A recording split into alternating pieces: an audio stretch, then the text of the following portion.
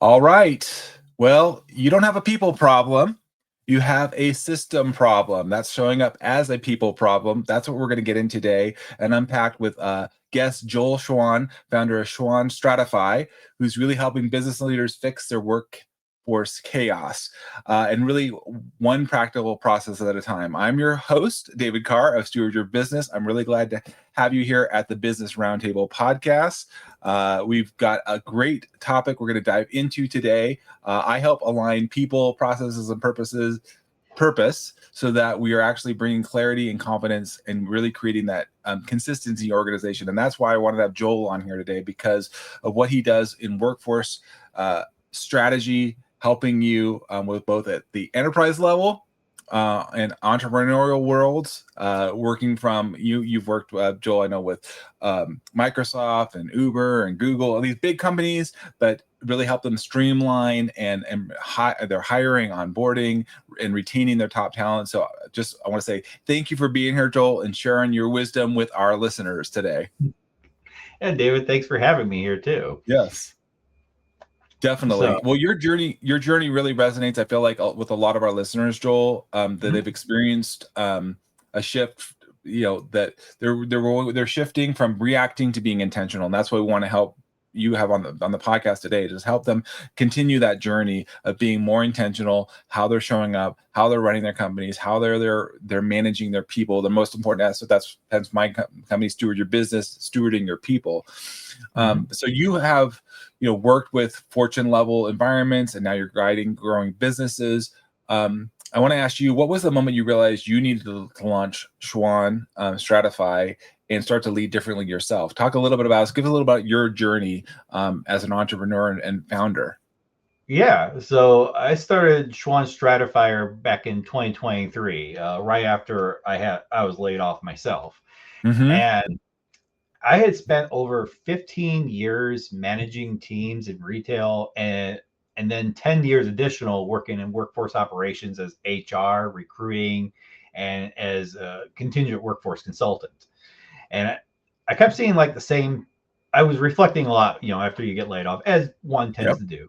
And I used to see like a lot of the same patterns everywhere. It's like, companies would spend like months hiring someone great and then lose them in like the first 90 days because the onboarding or communication process was kind of broken. And so that was kind of a turning point for me where, I was realizing it wasn't the people that were failing, but it was the process. And I think a lot of people now, right, that are job searching are understanding that process might not be as great as we all thought it was, or maybe more broken than we thought it was, I guess.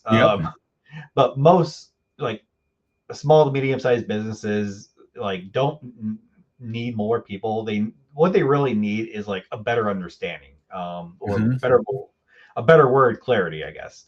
Once I started helping owners fix that, that results, helping them fix their process, the results kind of came.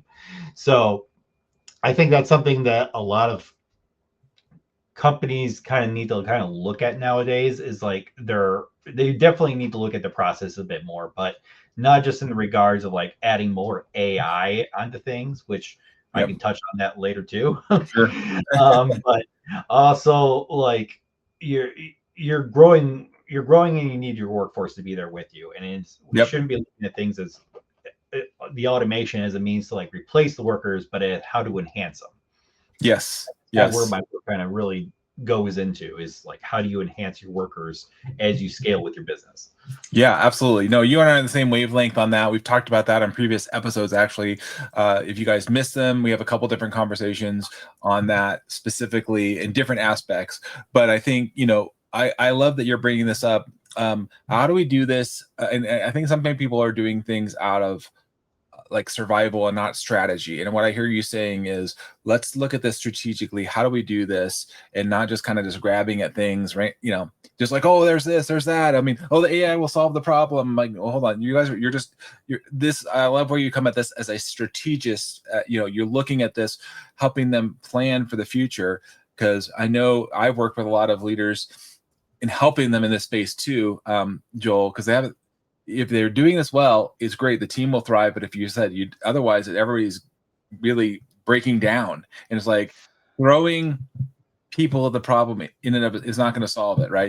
I'm sure that you're just adding actually more problems to the situation. You haven't resolved the other issues that are on there, right? Yeah, it's like you got to ask yourself some serious questions too. It's like, a lot of people think like hiring, for example, hiring takes too long and onboarding might be a little inconsistent.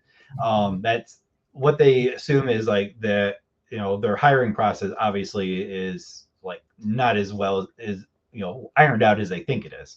But it's not just one thing either. It's all kind of like a misalignment on a lot of different factors. And that's kind of where like I recommend businesses kind of like do themselves like a self audit for themselves. Yep.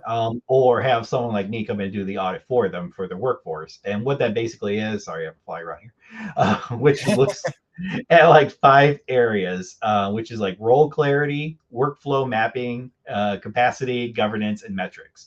And it's like, what's being measured, if anything. Role clarity as far as like, are we even hiring roles for the strategy, and the mapping is like, where's the delay? Is it hiring? Is it HR? Is it hiring managers? Is it the approval workflows? Is it just getting the offers out or following up with the candidates? Where all the bottlenecks are, and it's usually like a combination of things versus like just one thing. It's not just a matter of like, is there I was going to ask you, Joel, to that point. Yeah, when you walk into a business that's struggling to grow, I was going to say, is there one thing that you notice, or is it like a combination of things? Like one is more than the other? Or, I mean, I'm just curious, like what is it you typically see? Yeah. Usually it's a combination of things. A lot of times it's like a miscommunication between like HR and like the procurement teams, depending on how big the company is. Sometimes it's just like the owner of the business just trying to be everything, including HR. And it kind of, that in itself can be a problem, leading to like just not being able to run the business correctly. And so, it's usually a combination of different things. Sometimes it comes down to like that they just don't understand this tool that they're using, if they're using a tool. Sometimes that they're their communication with their employees is a little rough, so they don't quite understand how they should be translating things for them when it comes to like business decisions.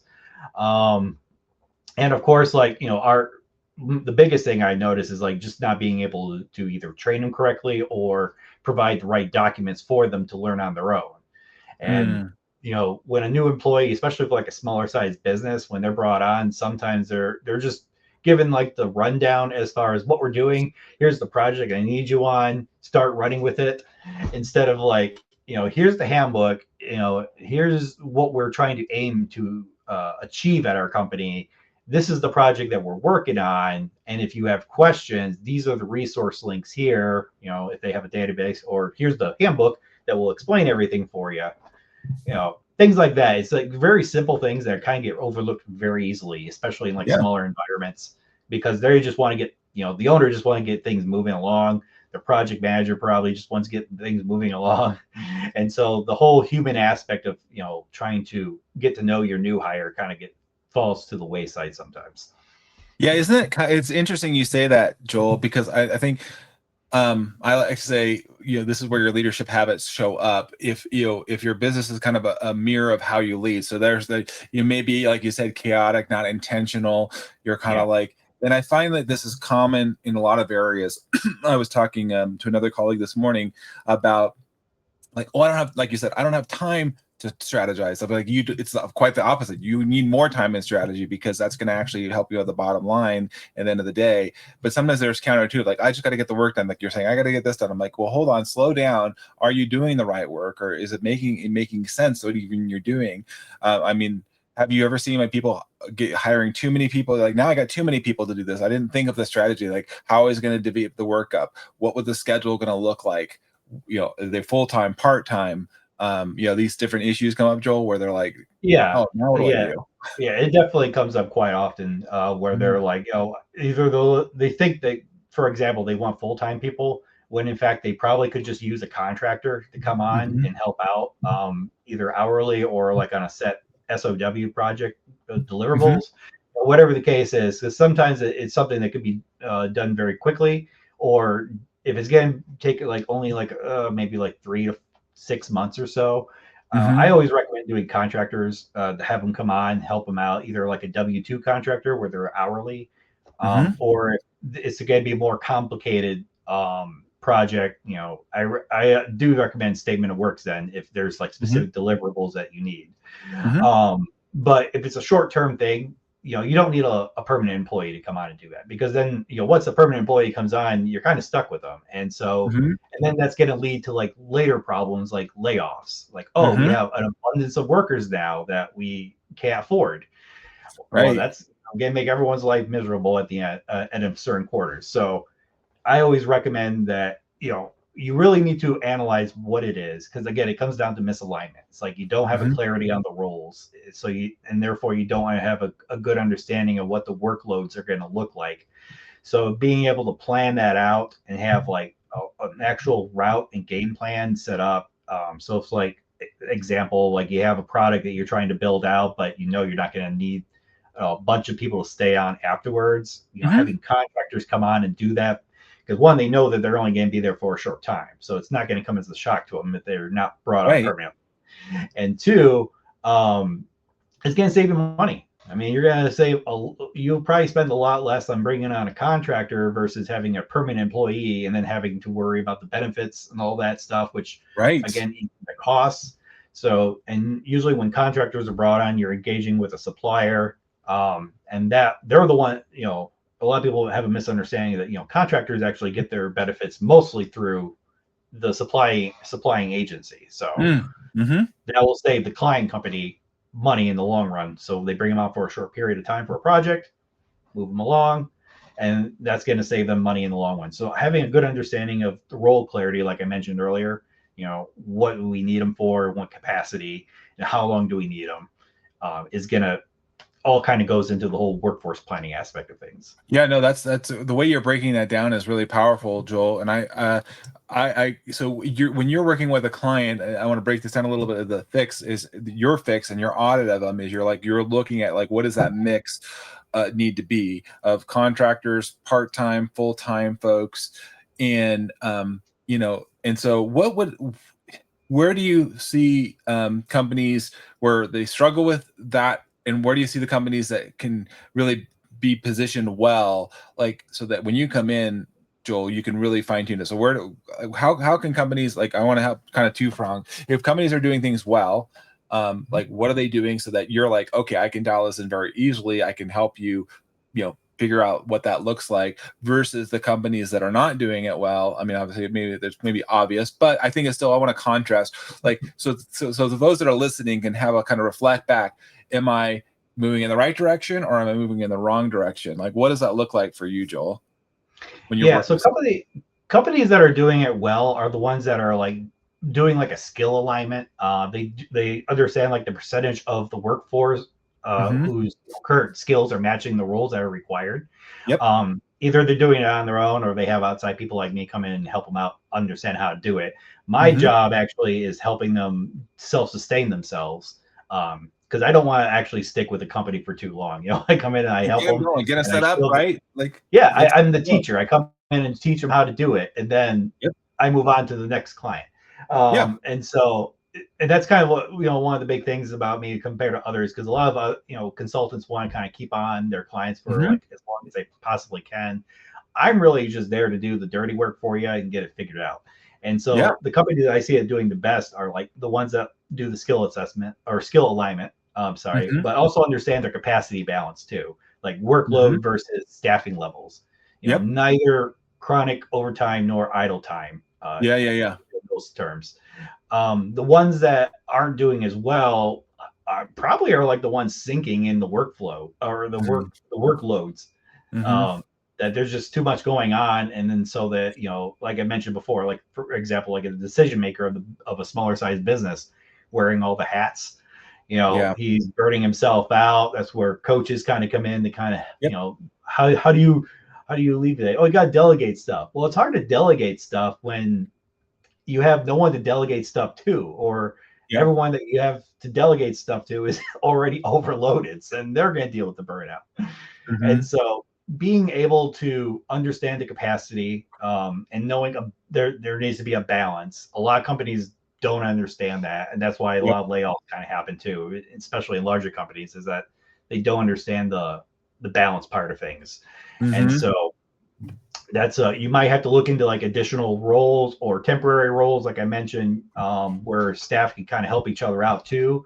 Having mentor programs from the get-go would be very helpful. That way, like project managers or managers of any type of team are actually like able to kind of help out their workers and give them guidance as to here's the resources that we have. Oh, you didn't know we had like a spreadsheet thing for this? Oh, it's right over here. A lot of things I wish when I joined when I joined in staffing in the first place, like I wish some of these things are what I map out for that I wish I have had.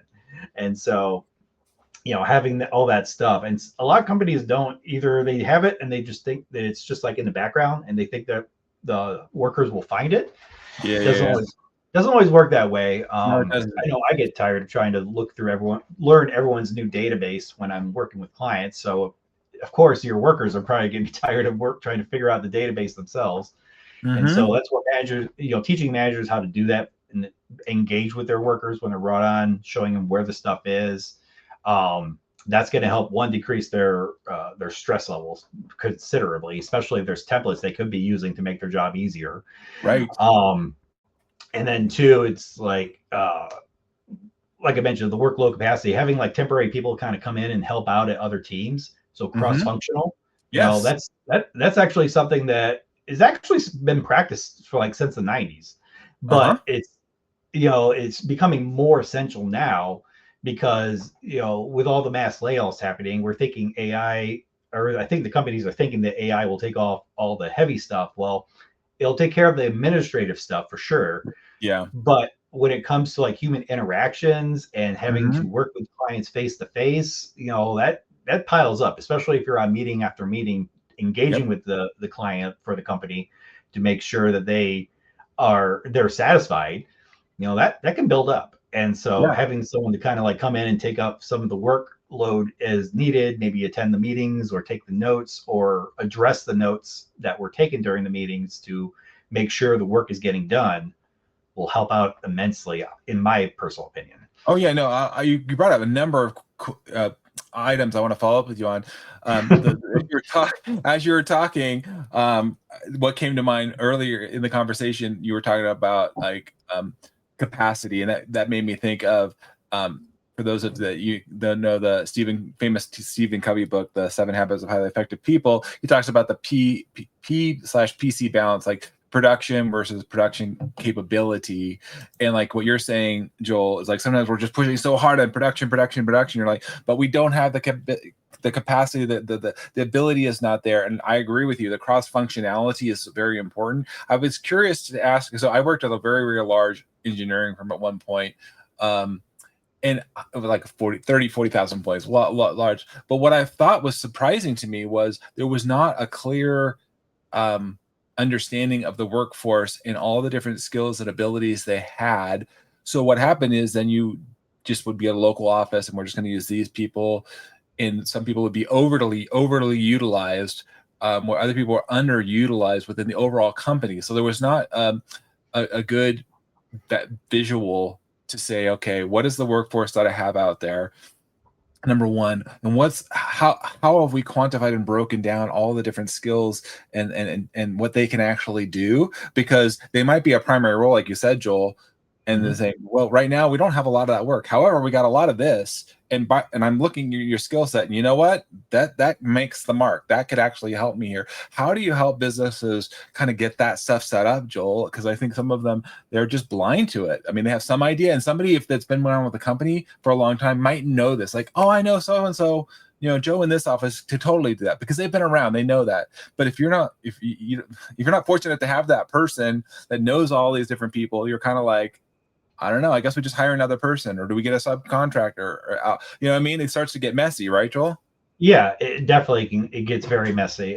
Personally, what I what I do when I'm working with a client and trying to figure out the problem is, one, I have a communication with them. And I'll do a workforce audit, which covers all the things I mentioned previously. I actually have built a tool, which I'm happy to share with any of our listeners if they want to learn to see if their organization is workforce healthy or if they need to help grow. But what it is, like, it measures against like those 5 things I mentioned, but the app itself goes a little bit deeper with the questioning. But first, I kind of apply those same questions when I'm working with clients too, directly when I'm asking their departments as far as like, who's communicating with who, what technologies are you guys using, for example, bringing someone on, and then what are you using them for, like the HRIS? How are they getting their credentials through the HRIS, or are they using a different tool altogether to get their credentials? Is that being emailed? Are they getting welcome emails? It goes down to a huge rabbit hole on a lot of things.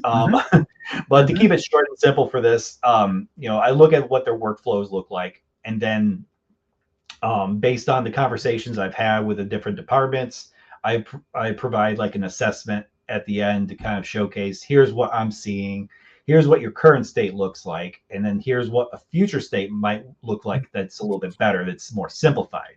And my motto has always been to simplify a process versus try and overcomplicate it. And a lot of times it's like just one person needs approval from someone else, and it goes over to communicate to someone else and then back around again.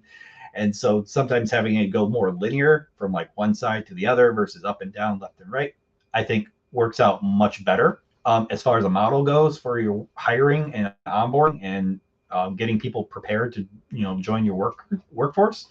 Of course, approvals still need to be done, but if you do it in a line versus having to guess or figure out where that approval needs to come from, or in certain situations, it kind of boils down to it also boils down to industry too.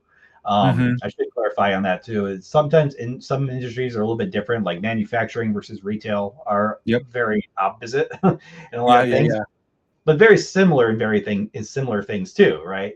So, and then same thing with like the game industry, which I've had experience with working for like the Xbox studios in the past, is that they are quick to bring on contractors in a lot of ways, but being able to engage with them and also provide the information that they need to get start the developing of a game are a little bit different too. So being able to understand the work capacities, like I've mentioned a few times now, and then being able to understand how is that all that being distributed, and then also success planning, I think is very important too.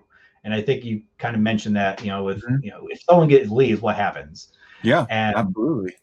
A lot of companies don't have that in place, and at least not in any of the ones I've ever worked at. I mean, there's people that can run as backup for a short time, but there's no one that can be like, okay, are we training this person to maybe one day help out, fill this role, and then this role will be filling the next role, and so on and so forth. So having a success plan and then actually acting on it is something I stress to clients too, to make sure it's like, do you have people that can run if you lose a cog in your system here, right? That's so important.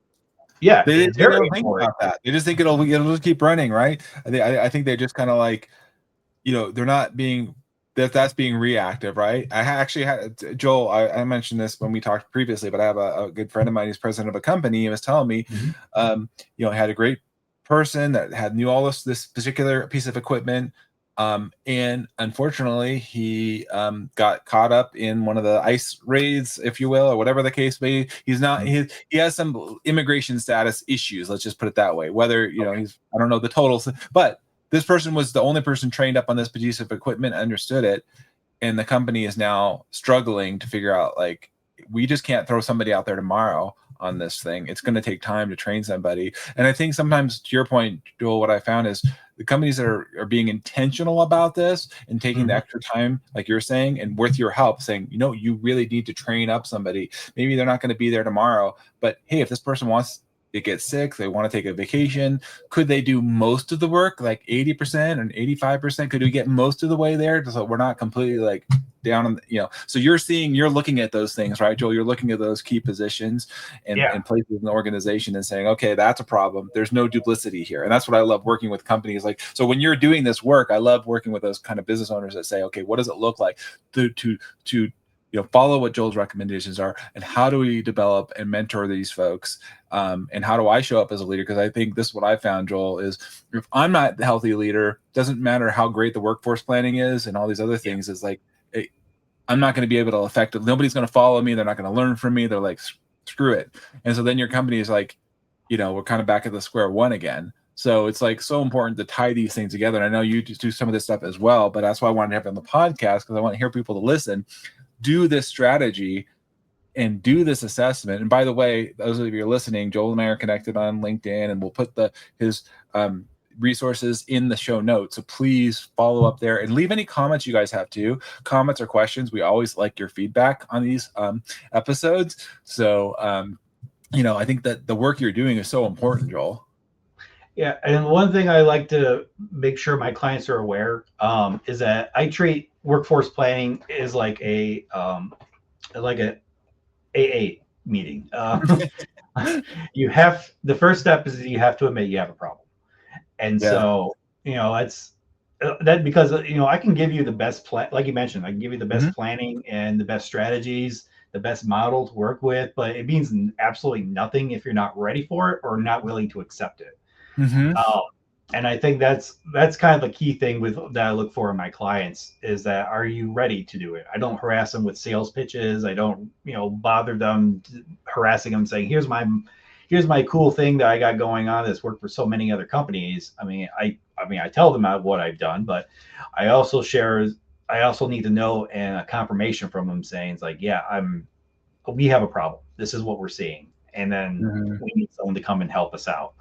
And then that's where I will step up and showcase all the cool things that I've done for others and what they can do and what will work best for them. Because it's not a one size fits all either. And anyone that tells you that, I don't think should be working in workforce planning, to be honest. Right. Because there's so many different tools and industries, like you said, different needs. One thing I really I think one thing that really I should stress, though, is that, and I call it the constellation design, is that instead of seeing talent as like a pipeline, we have to see it as an ecosystem, like employees, staff aug, independent contractors, statement of work partners, freelancers, et cetera, even AI and automation. They're all interconnected through skills, data, and and they all kind of like function as one tool. So that is something that I think it's kind of like especially when a lot of companies are kind of leaning more toward like skill-based hiring now, kind of like following that constellation design I just talked about and seeing them as more of an ecosystem versus a pipeline. I think is going to help companies a lot down the road, especially. I like that constellation. You're hitting my biology background, Joel, from ecosystem. But that triggered me to think, actually, as you said that, is what is your ecosystem? What is the culture? What does that look like for you? Because again, one size doesn't fit all. If one company, and I've seen this go. I'm curious to get your feedback on this. We're in this. I think still this. We're 5 years past COVID now, but we're still, I feel like, in this interesting time frame where there's like, everybody come back to the office, or no, we only want them to be hybrid, or what does this look like? What does this ecosystem look like? And how, again, what's that culture look like? Because some people want to work, they want to have flexibility, and sometimes there is flexibility, sometimes there isn't. It depends on, again, the industry. Where do we need to have people? If you're a retail store, you got to have people in the store, you just can't, but if you're online only, then maybe that's different, your support could be different. Can you speak a little bit to that? Are companies thinking about that more strategically, or is it just kind of happenstance and we're just like, well, I guess we kind of do this, it's kind of patched together? What are you seeing, Joel? I say larger companies are definitely looking at that and understanding that they need to act more. Smaller companies, medium size, are kind of still figuring it out, because they're not experienced unless the owner comes from like a background of like the larger size company stuff, but Mm-hmm. definitely things that need to be addressed that I don't see are really happening across the board are like leadership development. They talk a good game about it, and everyone kind of points to like their mission statement a lot. Yeah. But there's very little like leadership development program stuff being built for like potential managers, which kind of leads into the whole success planning thing too. It's like, are they succession ready? Yep. Are people being trained like the cross-functional training and performance enablement? Performance enablement is something I really think needs to be addressed more in companies, at least spoken about, Yes. because that relates to psychological safety. Yep. And now I have a I have a master's degree in IO psychology. You don't So, undersell yourself. I'm going backwards in time here. Yeah. But that's that's something that's always like stuck out to me is that performance enablement. We treat like, for example, PIPs Yep. as a means to like get someone ready to get moved out of the company versus actually trying to teach them stuff. Now, there are some managers that treat PIPs that the way they're supposed to be treated, like actually helping your employees.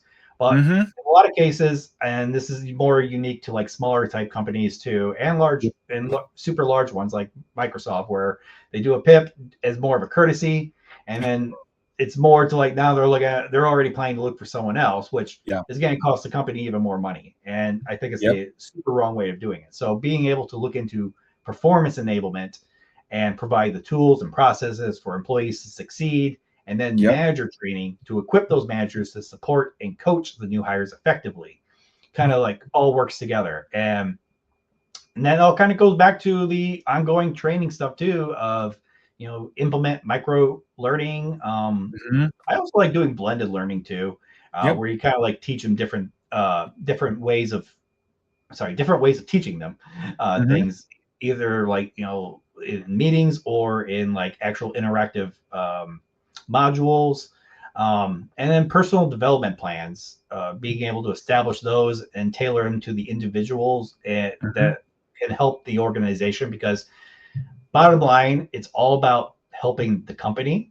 But if you help your individual cogs work better, then those cogs are going to one day support and move up into more serious roles.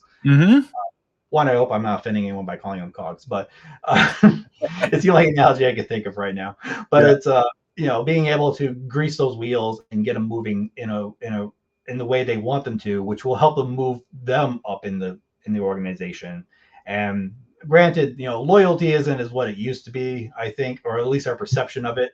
Company loyalty isn't what it used to be, but it's like if you're investing in your employees, even if they leave, they're going to remember you, and they're going to recommend people to either buy your products or come work for you.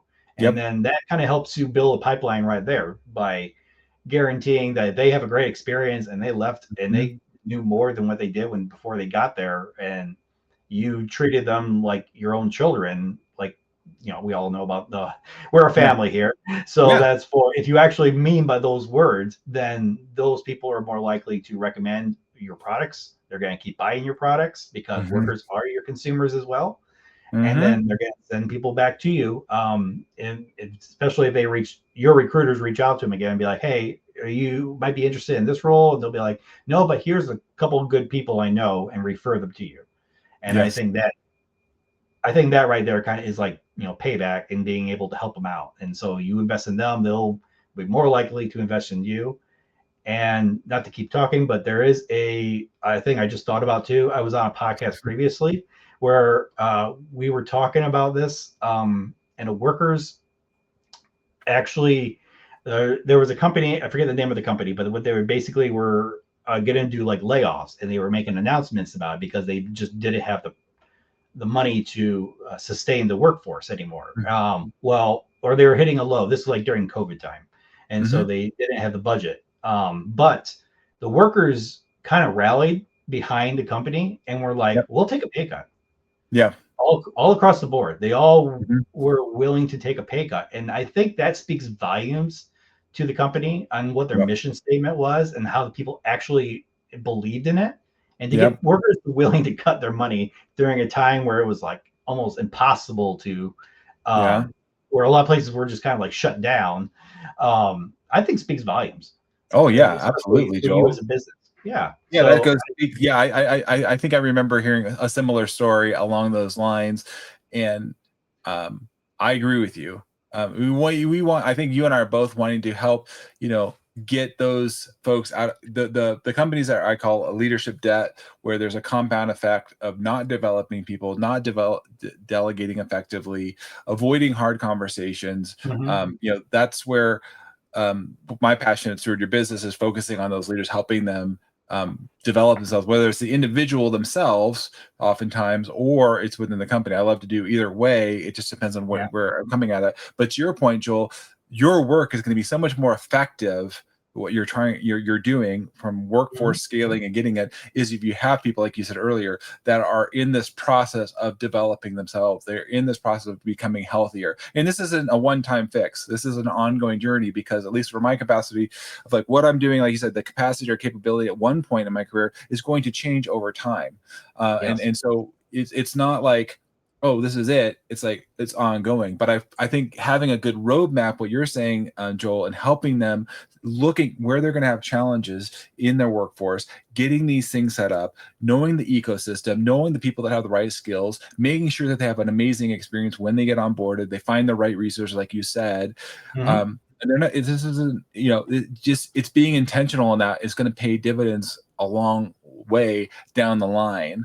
And I'm excited for folks to be able to take this assessment and this tool that I know you're building, this app and other resources. And I know we're getting into the podcast, so we'll have to have you come back. But as we've gone and covered a lot of things today, and we haven't get too far into AI, but I think you and I both agree AI is a tool, but it's not necessarily a silver bullet. So don't just think, oh, I'm just going to do AI and that's going to solve my problem. No, you still need people. You still need people like Joel to come and help break down, ask you these questions. But if I'm listening, if I'm the business owner, or I'm, a person in charge of, hey, we're recording this in an early part of November 2025. Like, I'm going to be planning for next year, or I got to figure out what the hiring is, or how I'm going to compensate people, or what does that look like? What should they start doing first? What can they start to be proactive, Joel, in your words, so that they can, be prepared if they're going to maybe come and hire somebody like you, meet you, but if they can just be more, at least problem aware, and then start to make some moves in the right direction. Yeah. So, being able to understand what your turnover, do you have turnover stability? Of course, or does it seem like it's taking longer for your new hires to get onboarded? Are you seeing that a lot of complaints going on inside your company? I think that's like one of the biggest things too, is being able to understand the communication and conversations that are happening.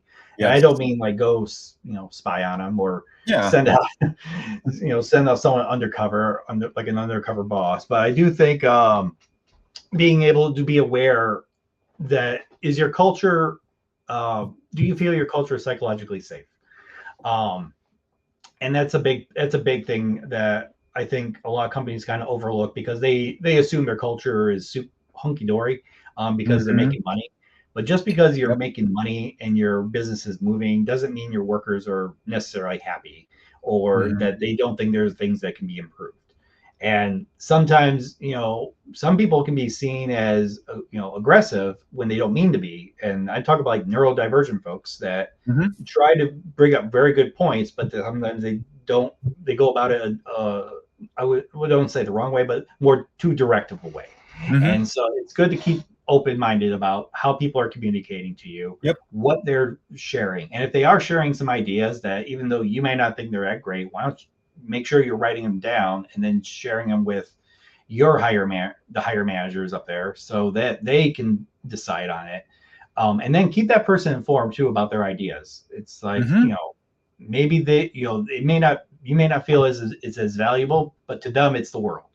And I think that's something that, being able to communicate back to them, especially if you're hosting regular touch bases with them, to make sure that their ideas are being understood and felt. And that will help you know for sure if they're just saying okay all the time. That might be a red flag right there on all members of your team if they're just not bringing forth ideas. They may have ideas, but they're not willing to do it, so they may not feel psychologically safe. That's huge. That's a huge thing, and I think that's like the first step to making sure that you're getting the right communication, so you know what's going on in your company. But also doing there's reports that you can do for your metrics to kind of see what if your turnover rate is skyrocketing.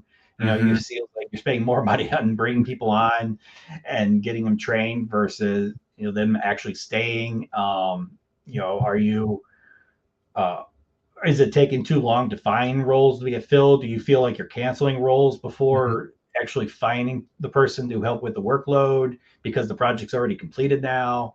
I mean, there's a lot of things kind of go into it, but anything that's causing like headaches for people, that there are conversations that you can be looking at, and there are reports you can be looking at, and both are very important information to kind of like prepare when you're going into a new quarter two or the beginning of the cycle all over again in January. That's how being able to know all that stuff and being I think that's how people can prepare. And if they're not sure in general, it's like that again, that's where my little AI assessment thing kind of comes up, where it'll ask some very important questions you may not have thought of, and then it'll let you know if you follow it all the way through, it'll let you know the results. And to be honest, it gives different results all the time because every answer is a little bit different. Yeah, and absolutely. It goes into a deep dive into frameworks as far as like what companies are seeing. So definitely highly recommend if you're not sure about if you don't have an HR person that's familiar with workforce planning or workforce audits, then something like that would be a good way to kind of get a good feel for what your company looks like. And then, if you feel like you need the extra help, like an outside pair of eyes to come in and look at things, that's where someone like me comes in. Exactly. Well, Joel, I want to say thank you for being on the podcast. You guys heard it right there. If your hiring process feels messy or your team keeps cycling through the same frustrations, you definitely want to connect with Joel. Schwan Stratify. We'll make sure all the show notes are in there. If you want to continue to build on that, what Joel's doing and work on improving the communication and helping your people make sure that these processes work, of course, reach out to me too at Steward Your Business. Joel and I work together. We want to integrate what we're doing to help you holistically. And so that, you have teaming partners, you have people that come alongside you. That's why we have the whole Business Roundtable podcast, so that you're hearing from these experts in the field that really want to help you succeed in your business, whether you're the owner or you're the team lead. We're here for you. We love to have your feedback, your welcomed reviews. Follow us on YouTube, Spotify, Amazon, whatever the case might be. Thank you for being here. We want you to come back. Thank you, Joel, for joining us on the podcast. It was a real pleasure having you today. Thank you for having me. Absolutely. Thanks, everybody. Until next time, be well.